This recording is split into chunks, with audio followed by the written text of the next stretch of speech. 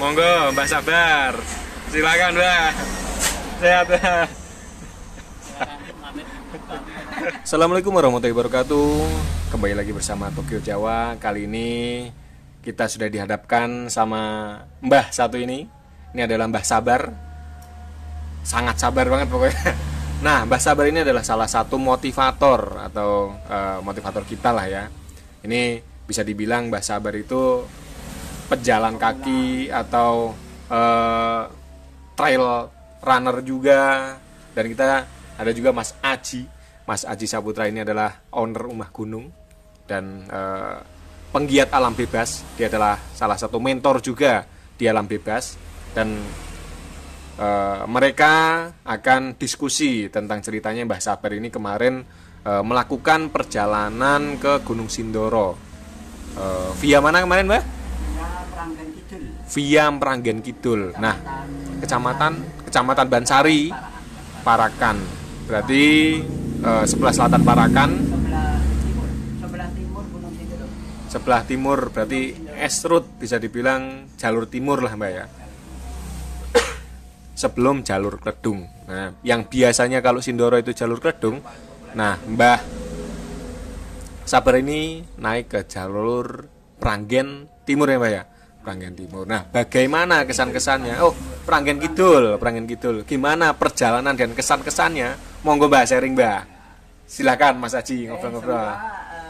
Sebenarnya mau melakukan pendakian atau running ke dua gunung masing-masing, yaitu Gunung Sindoro. Karena sebelumnya sudah menjalani Sindoro itu dalam waktu 5 jam naik turun bersama Mas Aji Saputra dan Mas Dayat. Sama Mas Dayat ya. Harapannya itu pada pekan berikutnya itu bisa 2 gunung. Langsung dalam 1 hari itu Mbak. Wow, mantap jiwa. Sayangnya di tengah perjalanan menuju Bansari itu ketemu dengan salah seorang warga Meranggen Kidul yang menyarankan, merekomendasikan untuk datang lewat lewat Meranggen itu. Ya. Ternyata memang di sana ada base camp, namun tidak ada papan nama. Kemudian base camp tersebut, jalur tersebut ternyata juga boleh dikata tidak pernah dilalui. Tapi resmi atau enggak kalau itu Mbak? Resmi juga ya. Resmi, hanya jarang dilewati ya. Orang yang ke sana memang hanya untuk tujuan boleh dikata ekspedisi, walau tidak terlalu tinggi, tetapi dengan medan yang sangat teknikal itu diharapkan bukan diperuntukkan pada pendaki pemula ataupun yang pendaki ceria. Kasar pendaki-pendakian aja ya Mbak ya. Oke. Namun bagi yang ingin butuh tantangan dan pembelajaran teknik bertahan, manajemen air, makanan, tenaga dan sebagainya memang direkomendasikan oleh lewat jalur itu. Kemudian pemiliknya itu Pak Kabul, itu memang luar biasa, layanannya prima sekali. Pak Kabul itu pemilik base camp. Ya, Pak Kabul namanya. Memang boleh dikata layanannya luar biasa, sehingga kita boleh dikata di sana itu hampir seperti kayak di homestay ya. Mantap ya Mbak ya. Kemudian kita sebagaimana halnya gunung-gunung berketinggian dari 3.100, kami pagi hari awalnya memang naik ojek ke pos 1 dengan harapan nanti bisa lanjut ke Sumbing. Sampai di pos 1 nanjak sudah tanpa bonus sedikit pun sampai puncak. Waduh. Tanpa ada bonus sedikit pun. Wow. Kemudian jalan yang dilalui di sana itu masih banyak rintangan berupa pohon-pohon tumbang, kemudian rerumputan yang sangat tebal dan jalur yang sangat sempit. Kemudian sampai di puncak kami selama 3 jam kita sampai dan ada yang berbarengan dengan anak Jakarta juga pulang sampai di Puncak yang lewat jalur Bansari, yang menginap atau camping di pos 5. Harapan kami itu karena naik dari jam tidak paling cepat turun 3 jam, namun kenyataannya yang terjadi adalah baru terasa bahwa medannya sedemikian berat. Ketika naik kita enjoy Mbak ya, karena tenaga masih prima, masih enjoy. Ternyata ketika turun baru terasa benar-benar sulit karena kita harus dengan perhitungan matang, jangan sampai terperosok karena medan sedemikian miring dan berrumput tebal. Kemudian dan masih banyak halangan berupa ranting. Dan pohon-pohon kayu yang tumbang-tumbang. Serta jalan setapak yang kadang seperti aliran air. Gitu. Itulah yang menjadikan perjalanan ke Sindoro lewat Pranggen Kidul itu wow, boleh dikata sedemikian lama dan wow banget. Kami merasa perjalanan itu sedemikian lama, tetapi ternyata oleh pemilik basecamp itu malahan dianggap istimewa karena estimasi beliau itu pulang sampai di sana paling cepat maghrib. Alhamdulillah saya jam 2 sudah sampai di basecamp. Wow. Berarti wow, Mbah Sabar juga wow juga ya itu. Hanya sekedar itu mensyukuri di usia tua masih diberi kesempatan ikut menikmati kegiatan anak muda. Mantap, tapi ini adalah motivasi kita buat anak-anak muda, jangan kalah dong Mbah Sabar, jangan cuma mainnya HP terus tiba-tiba stroke. Makanya jalan. Kalau maksudnya terlalu santai nanti zamannya mau di kudeta lagi. betul. Nah terus Mbah Sabar itu kesananya sama siapa sih Mbah?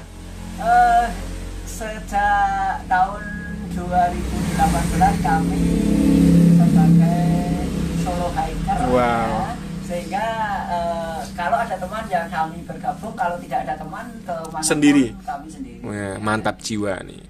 Dan alhamdulillah walau itu tidak direkomendasikan, tapi jalan itu yang satu-satunya yang bisa kita tempuh karena mengingat usia yang sudah cukup tua dan mencari orang yang seusia kegiatannya sama, tentu kemampuan berbeda, motivasi berbeda dan lain sebagainya yang menjadikan nanti kegiatan akan tidak terlaksana kalau bisa dilakukan dengan solo runner. Nah, Mbah Sabar itu umurnya sekarang berapa Mbah?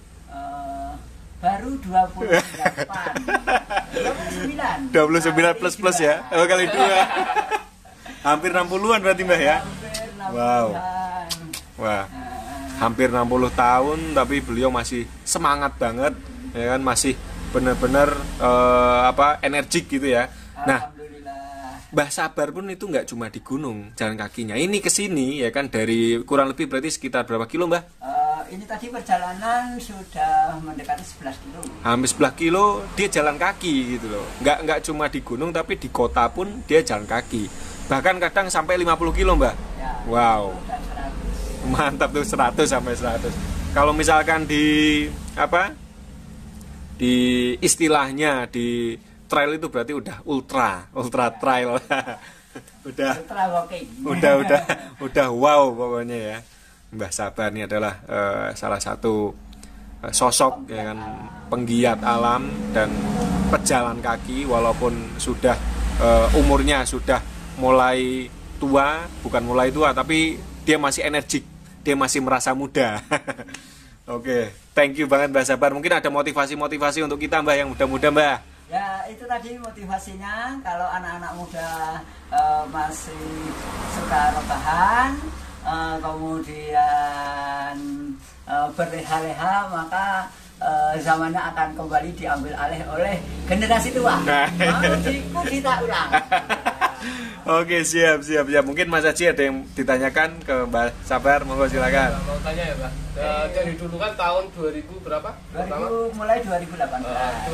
2018 seringnya sendiri terus berarti ya, Pak? Sendirian ya. Berarti yang kemarin itu pendakian yang bersama Ya, saya itu berarti kurang lebih itu sudah mendekati ke 60. 60 pendakian. 60 pendakian. Dari tahun 2018. 2018. Jadi Wow. setiap tahun itu hampir antara 20 sampai 30 pendakian setiap tahun. Wow, iya betul. Amazing banget itu. Kita aja nggak mesti coy. Ada nggak Mbah pengalaman yang menarik di gunung mana kira-kira? Yang Sindoro via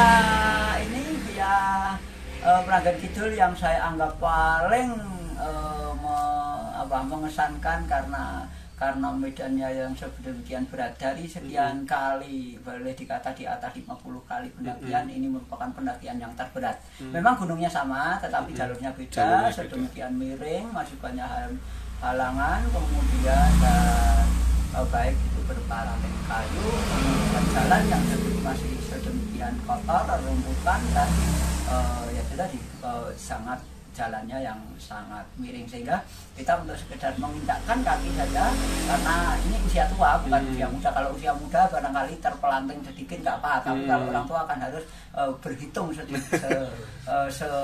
kali supaya jangan sampai terpelanting ya, karena persendian kemudian dan kegiatan semacam ini sebenarnya kan sudah tidak direkomendasikan untuk orang tua, namun ya karena sudah keterusan ya mau apa lagi, dan mau dilanjutkan lagi.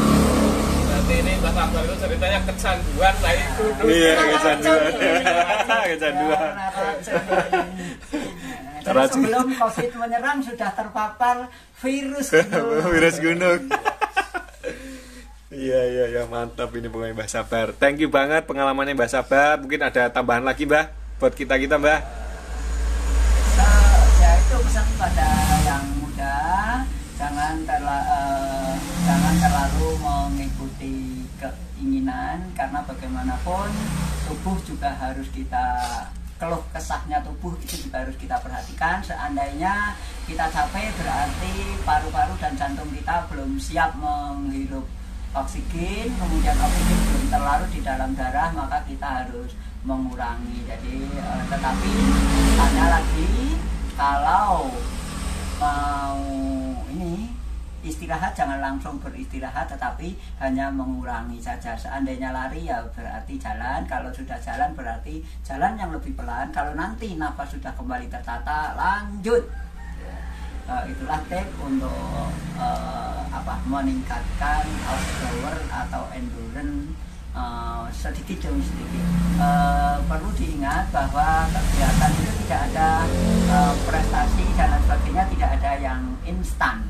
Semuanya harus berproses, membutuhkan waktu bertahun. Jadi kami pun ketika memulai kegiatan ini bukan serta-merta ingin kemudian melakukan itu, karena jauh dari sebelumnya memang sudah seringkali latihan perjalanan yang cukup jauh dengan beban, namun sambil melakukan aktivitas. Mantap.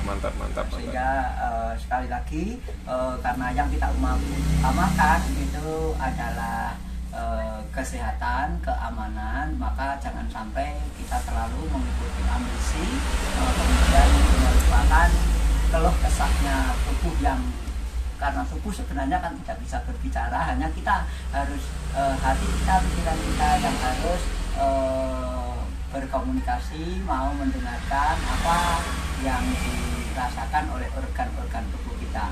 Orang berjalan itu tidak hanya sekedar kaki, tetapi perut, kemudian paru-paru dan jantung itu yang paling menanggung beban berat. Ya, itulah maka kedua unsur tersebut. Dan juga jangan lupa olahraganya cukup, rutin, makannya yang bergizi, jangan suka makanan-makanan instan, makanlah makanan-makanan yang alami, dan jangan melupakan gizinya serta cukup beristirahat. Hindari bahan-bahan perangsang semacam alkohol, rokok dan sebagainya. Ya. Oke, siap. Terima kasih banget Mbah Sabar dan terima kasih Mas Aji. Mungkin ada tambahan lagi? Sudah cukup. Terima kasih untuk mereka berdua sudah berbincang-bincang bareng kita. Next kita akan ngobrol-ngobrol lagi lebih dalam sama Mbah Sabar. Dan terima kasih Mbah Sabar, terima kasih Mas Aji. Mohon maaf bila ada kata-kata yang kurang berkenan. Wassalamualaikum warahmatullahi wabarakatuh. Oke, hati-hati Mbah Sabar. Hati-hati, siap. Beliau nggak mau diboncengin.